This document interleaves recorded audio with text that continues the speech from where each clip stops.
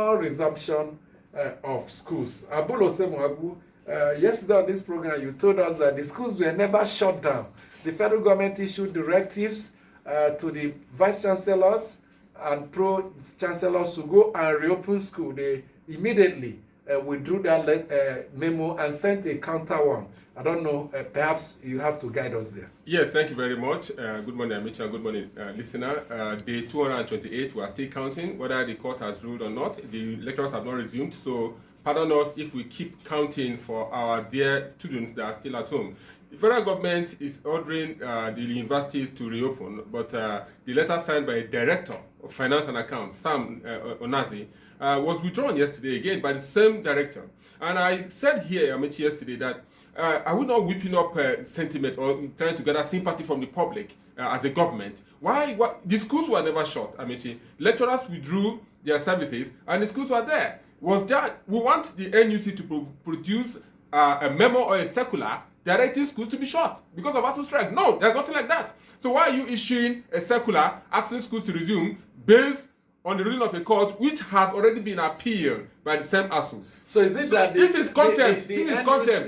This is contempt. Is it that the NUC realized its mistake in pushing out the first? Because memo. That memo in itself is contempt. Because this Femi Falana, the lawyer to ASUU, they've appealed. They filed for stay of execution. So why are you rushing to direct? And I heard from a source that don't want to disclose his name. Execution has not been heard. It has not been heard, but the argument has been for long that if you file, it's not effective till it's heard and granted. Well, be that as it may, all our appeal is that the federal government should not be trying to whip up sentiments. Nigerians are tired of the strike, Amici. You saw a report I did yesterday where they say education is a scam.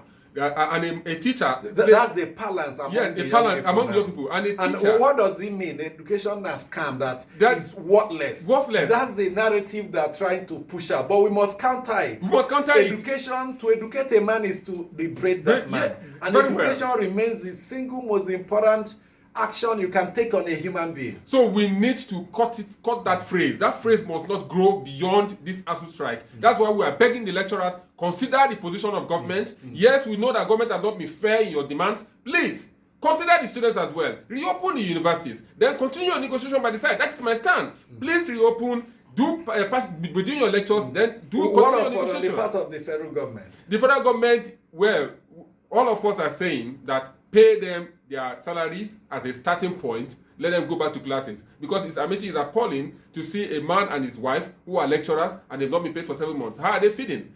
It's sickening. So I think the lecturers need psychological help as well, apart from being on strike.